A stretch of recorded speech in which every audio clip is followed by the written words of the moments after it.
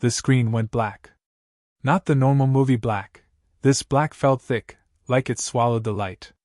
The theater speakers hissed, then screamed. Rows of seats shook.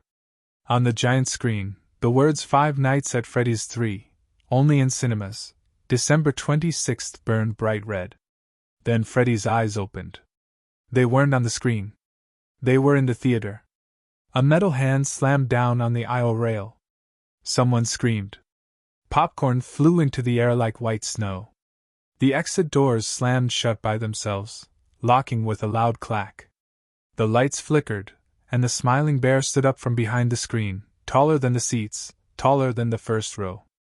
Ethan tried to breathe, but the air felt tight. His heart pounded so hard it hurt.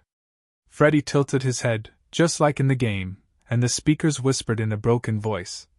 Showtime! The screen flashed again. And everything went dark. 2 hours earlier, the night had felt normal. Ethan didn't even want to come to the movies. He loved horror games, sure, but the theater felt different. Too real. Too loud. Too dark. But his friends wouldn't stop talking about it. Come on, Jake said, pushing open the glass doors of the old Regal cinema. It's Five Nights at Freddy's 3. Only in theaters. Tonight only. December 26th. That's history. Maya rolled her eyes. You're scared already, Ethan? I'm not scared, Ethan said. I just don't like weird stuff. Lucas laughed. You play the game with headphones in the dark. Yeah, Ethan said. At home. Where I can pause. The theater smelled like butter and dust. The carpet was dark red, worn thin in spots. Posters lined the walls, but one stood out. It showed Freddy's face cracked and burned, wires sticking out, eyes glowing faint green. Under the poster were the words, only in cinemas. No streaming. That felt strange. At the counter, the cashier didn't smile. He looked tired, like he hadn't slept in days. 4 tickets, Jake said. The cashier slid them over slowly. Screen 7, he said. Movie starts on time. Doors lock once it begins. Lock? Maya asked. For immersion, the cashier replied. His eyes flicked up, just for a second. Rules of the experience. Ethan didn't like that at all. Inside the theater, the lights were low even before the movie started.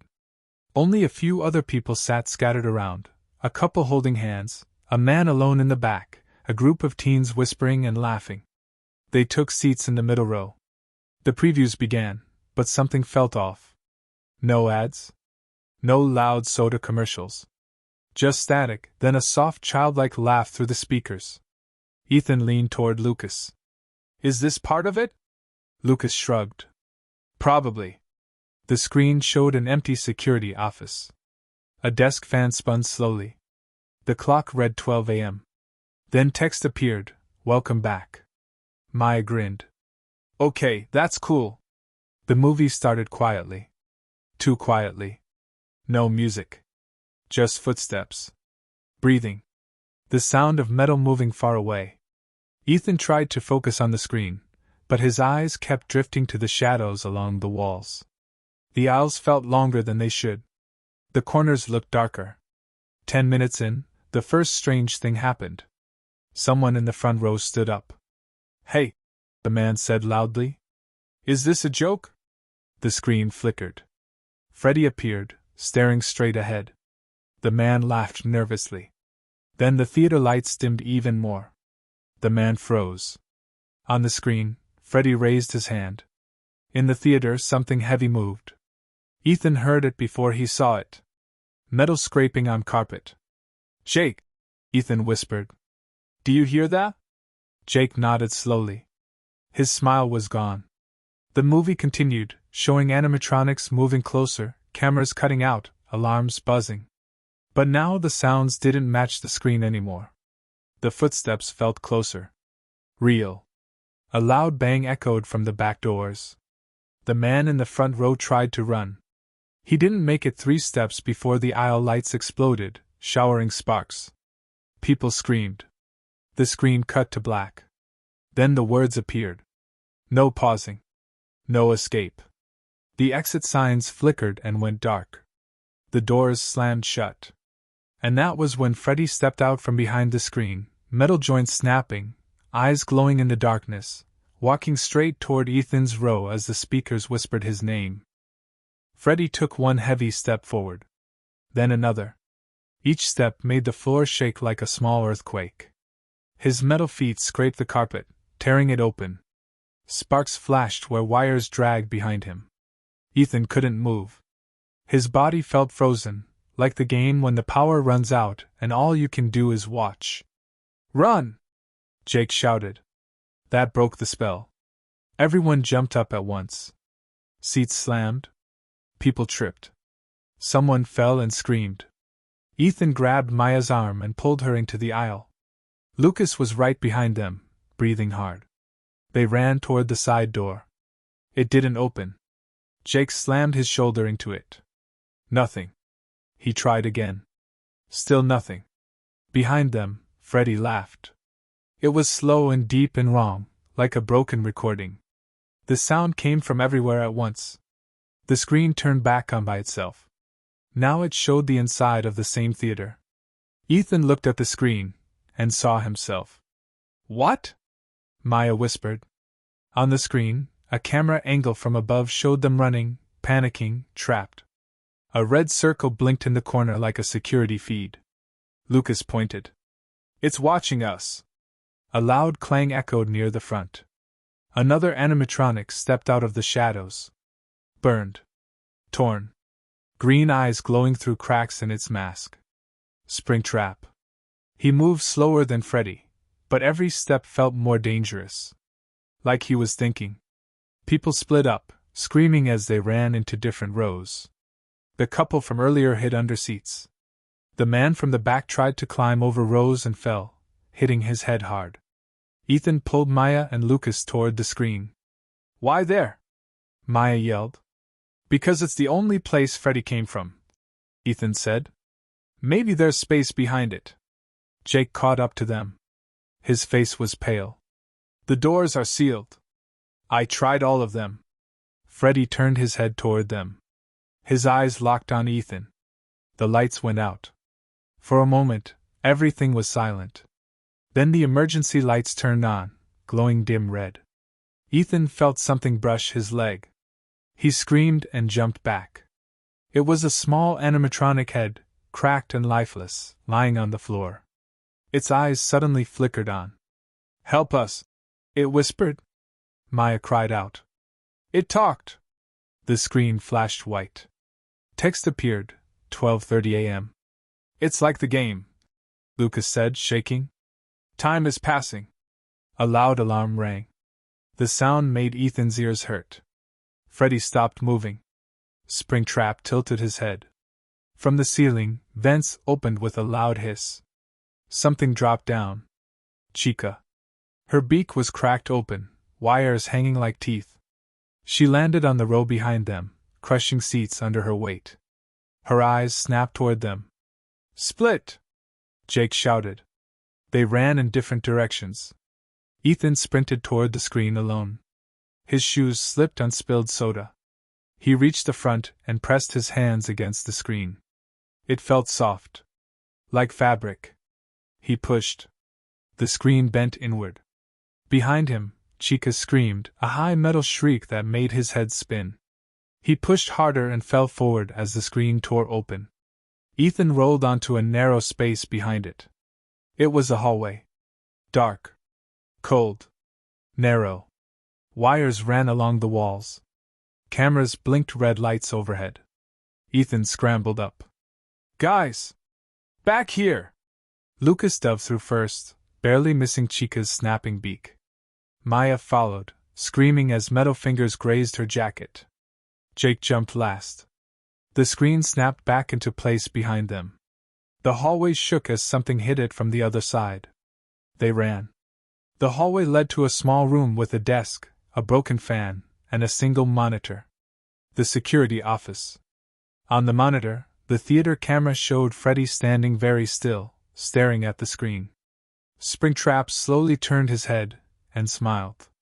Maya hugged herself. This isn't a movie. Ethan nodded. It's not. The monitor flickered. New text appeared. 1 a.m. A door slammed behind them. They spun around. The hallway they came from was gone. The walls shifted, metal grinding against metal. The room shrank. The lights flickered fast. The fan started spinning on its own. On the desk, a flashlight turned on. Then the speakers in the room crackled. A child's voice whispered, "You shouldn't have come to the cinema." The door in front of them burst open. Freddy filled the doorway. And the power went out. The power came back with a loud buzz. The lights flashed white, then red. Freddy stood frozen in the doorway, his eyes dark. Smoke rose from his joints. For one quiet second, no one moved. Then the fan on the desk spun faster. The monitor crackled, and Springtrap's face filled the screen, way too close. His green eyes blinked slowly. "You made it this far," the broken voice said. "Most don't." Ethan's hands shook, but he grabbed the flashlight. "There has to be a way out," he said. "There's always a way." Jake looked around the tiny office. "Doors. In the game you use doors." Lucas pointed. 2 metal doors were built into the walls. Old. Rusted. Each had a red button beside it. Maya swallowed. "Which one?" Freddy's eyes suddenly lit up. "Now!" Ethan shouted. Jake slammed the button on the left. The door dropped just as Freddy lunged forward. His claws smashed against the metal, leaving deep scratches. The room shook. The right wall exploded inward. Chica burst through, screaming, her arms swinging wildly. Lucas hit the button on the right door just in time.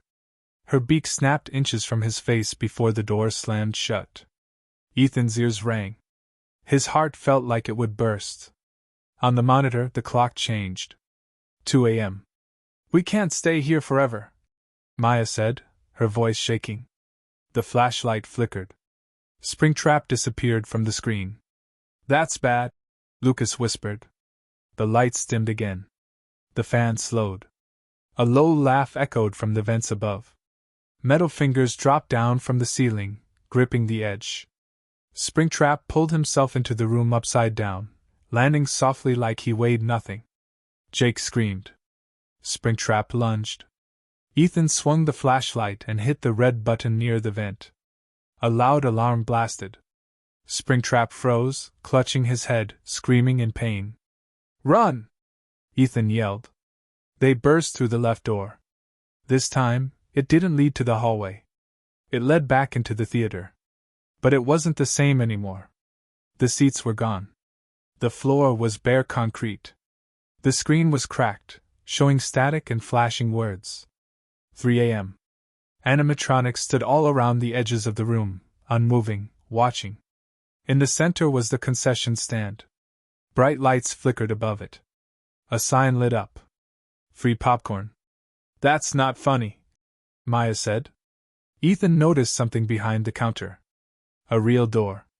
"Exit." "Jake," Ethan said slowly. "Do you see that?" Jake nodded. "Yeah." They ran. Freddy stepped forward. So did Chica. So did Springtrap. The screen screamed with alarms. The floor shook. The animatronics charged. Ethan pushed Maya toward the door. Lucas tripped, falling hard. Jake turned back to help him. Springtrap grabbed Jake's arm. "No!" Ethan shouted. Jake pulled free, but not fast enough. Deep claw marks ripped across his jacket. Jake screamed but kept running. Ethan slammed his shoulder into the exit door. It didn't open. The screen flashed one last message. 4:59 a.m. "Please!" Maya cried. Ethan hit the door again. Freddy leaped. The clock flipped. 5 a.m. The alarm stopped. The lights turned bright white. The animatronics froze mid-step and collapsed to the floor like broken toys. The exit door clicked. Unlocked. They didn't think. They ran. Cold night air hit Ethan's face as they burst outside. They collapsed on the sidewalk, gasping, crying, laughing all at once. Behind them, the theater looked normal. Quiet. Dark. The poster by the door was gone. Police arrived later. The workers said nothing strange happened. The movie never played. The theater closed early. But Ethan knew the truth. The next morning, his phone buzzed. A notification. Coming soon. 5 Nights at Freddy's 4. Only in cinemas. Ethan dropped the phone as his screen went black. And somewhere, far away, Freddy laughed.